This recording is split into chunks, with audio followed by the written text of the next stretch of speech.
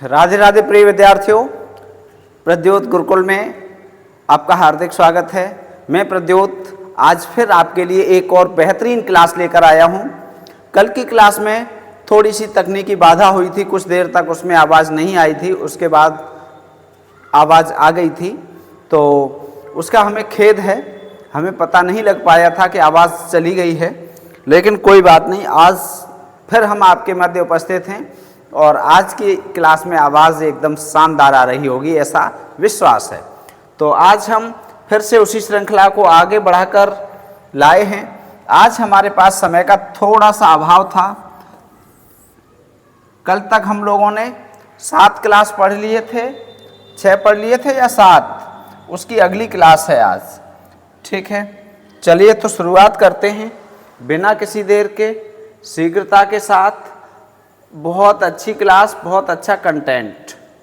ठीक है, चलिए भाई, देखिए आपकी स्क्रीन पर दिखाई दे रहा है, ये देखो, ये लो,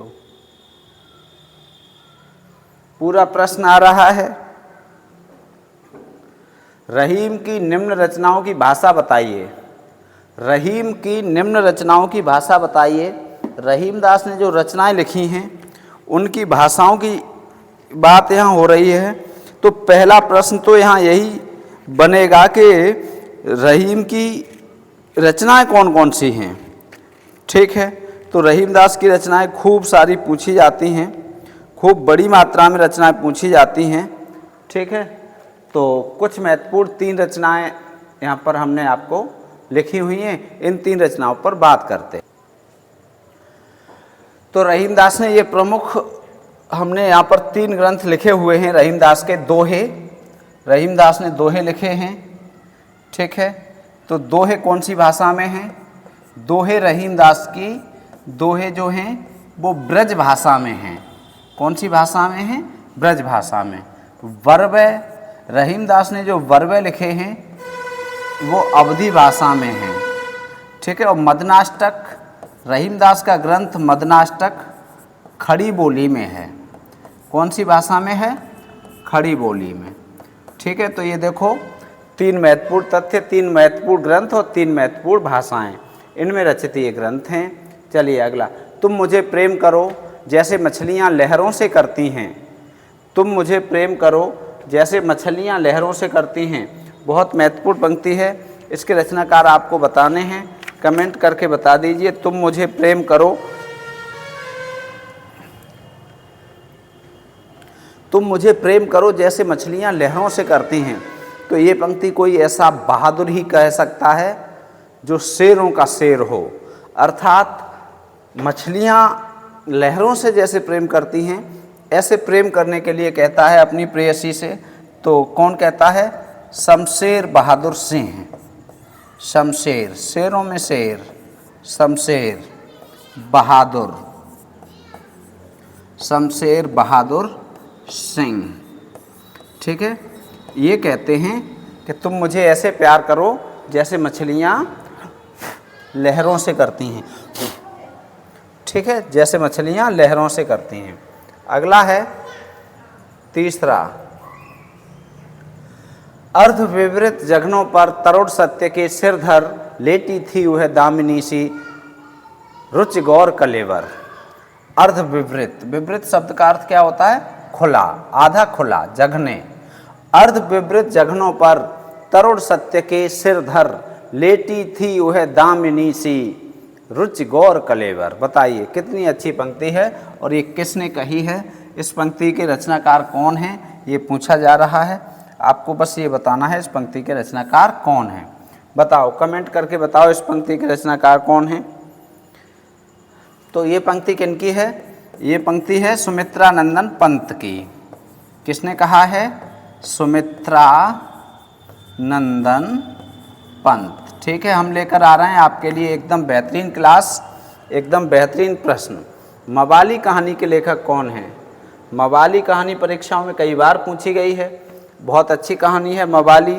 तो इसके लेखक कौन है? ठीक है, मसे मवाली, मसे मोहन। ठीक है, मोहन राकेश। मवाली कहानी के लेखक कौन है? तो मोहन राकेश। युंग किस सिद्धांत का विचारक था?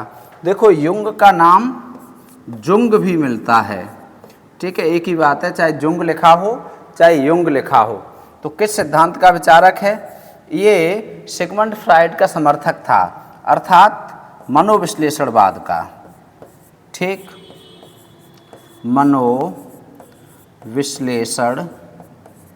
मनोविश्लेषणवाद। ऑस्ट्रिया का रहने वाला, ठीक है, कौन? Sigmund Freud. उसने इस मनोविश्लेषणवाद को जन्म दिया था और ये क्रांति थी मनोविज्ञान के क्षेत्र में। अगला है सची किस काव्य की पात्र है? सची पूछी गई है, किस काव्य की पात्र है? तो बता दीजिए, सची विष्णुप्रिया की पात्र है। कौन से काव्य की पात्र है सची? विष्णुप्रिया, ठीक है। और विष्णुप्रिया किनका काव्य है ये आपको बताना है कमेंट करके। अब देखो तुलसीदास आलोचना ग्रंथ के रचनाकार कौन हैं? यहाँ आलोचना ग्रंथ नहीं लिखा होता तो आप सीधे सीधे बताते निराला, ठीक है। तुलसीदास के रचनाकार कौन है? निराला। लेकिन यहाँ हमने आलोचना ग्रंथ विशेष रूप से लिखा हुआ है, तो अब आप इसे थोड़ा सा सोचें और फिर उसके बाद बताएं। तो तुलसीदास आलोचना ग्रंथ के रचनाकार कौन हैं? माता प्रसाद। किसने लिखा है ये ग्रंथ? माता प्रसाद जी ने लिखा है तुलसीदास आलोचना ग्रंथ। अगला है उज्ज्वल वरदान चेतना का सौंदर्य जिसे सब कहते हैं। उज्ज्वल वरदान चेतना का सौंदर्य जिसे सब कहते हैं। पंक्ति कामायनी के किस सर्ग से है? ठीक है, पहले तो पूछा जा सकता है पंक्ति किसकी है, तो पंक्ति जयशंकर प्रसाद की है। किस ग्रंथ से है? तो कामायनी से है। अब कामायनी में कितने सर्ग हैं? 15। तो किस सर्ग से है? उस सर्ग का नाम बताना है। तो लज्जा सर्ग से है, ठीक है। कौन से सर्ग से है? लज्जा सर्ग से। लज्जा सर्ग कौन सा सर्ग है क्रम में? तो वो आप कमेंट करके बताइए। यदि 15 भी सर्ग आपको याद हैं तो वो 15 के नाम भी लिख दीजिए। पीयूष वर्ष कैसा छंद है? पीयूष वर्ष कैसा छंद है ये बताओ। तो ये प्रश्न पूछ रहा है मात्रिक है या वर्णिक है? तो पीयूष वर्ष मात्रिक छंद है। कैसा है? मात्रिक छंद। अब पीयूष वर्ष में कितनी मात्राएं होती हैं? 10वां प्रश्न है। पीयूष वर्ष में कितनी मात्राएं होती हैं? तो 19 मात्रा, ठीक है। कितनी मात्रा का ये छंद है पीयूष वर्ष? 19 मात्राओं का छंद है। बहुत बढ़िया। चलिए अब आचरण की सभ्यता का देश, आचरण की सभ्यता का यह देश ही निराला है। इस पंक्ति के रचनाकार कौन हैं? तो ये आचरण की सभ्यता की बात आए तो आचरण की सभ्यता नाम का निबंध लिखा है। ये निबंध का शीर्षक है अध्यापक पूर्ण सिंह ने। किसने? अध्यापक पूर्ण सिंह।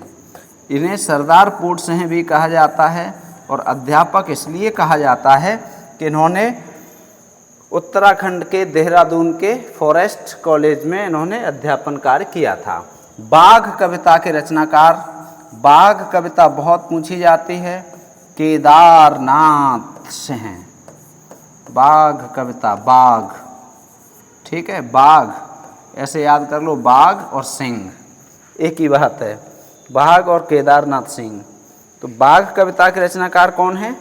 केदारनाथ सिंह हैं, ठीक है, बाघ और नाथ सिंह। अगला है एक कंठ विस्पाई की विधा क्या है?